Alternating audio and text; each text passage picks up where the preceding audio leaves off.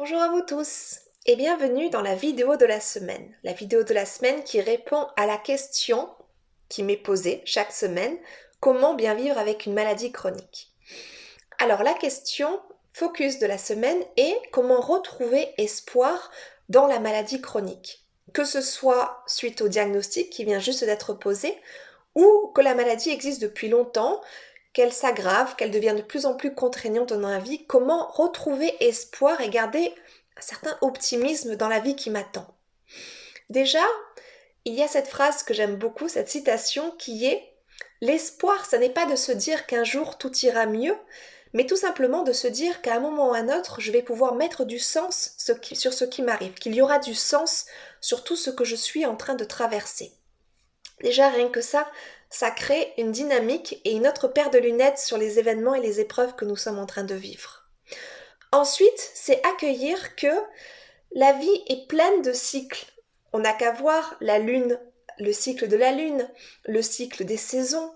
Même nous, en tant que femmes, nous sommes soumises à des cycles mensuels.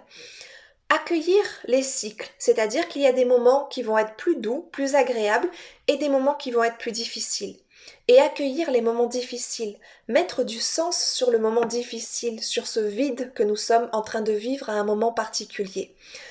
Et peut-être même le voir de manière bénéfique, c'est-à-dire que là maintenant ça va vraiment pas bien, j'accueille le fait que je ne vais vraiment pas bien, j'en prends conscience, j'essaye de me trouver plein de ressources qui vont me faire du bien à ce moment-là, et peut-être que parfois de ce vide, parce que je vais y mettre beaucoup de sens et beaucoup de douceur et de rondeur, peut-être que même va aller vers émerger plus de créativité, plus de projets, d'être quelque chose derrière. Et attendre tout simplement que le cycle se termine pour qu'un autre puisse s'enclencher et qu'il puisse y avoir une ère un petit peu plus douce qui va arriver.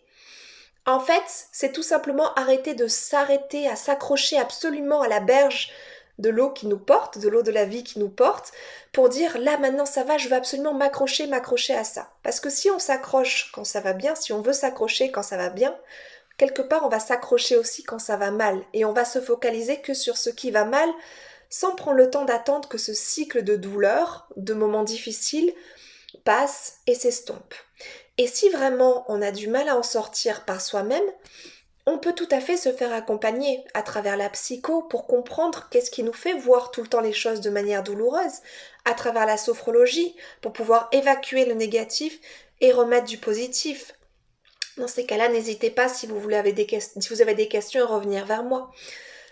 En tout cas, c'est accueillir avec plus d'apaisement que ces moments difficiles n'ont pas vocation à durer. Rallumer ce que j'appelle la petite flamme intérieure qui est tout ce qui m'arrive a un sens et si je traverse ça, c'est parce que quelque part, c'est mon chemin de vie, c'est ce que je dois traverser là aujourd'hui pour peut-être apprendre à être au plus proche de moi. Je ne sais pas si ça vous parle, je ne sais pas si cette vidéo vous parle.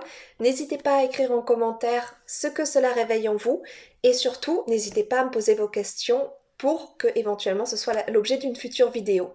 Je vous souhaite à tous une très très belle journée, pleine de douceur, d'harmonie intérieure et d'une flamme pleine de bienveillance.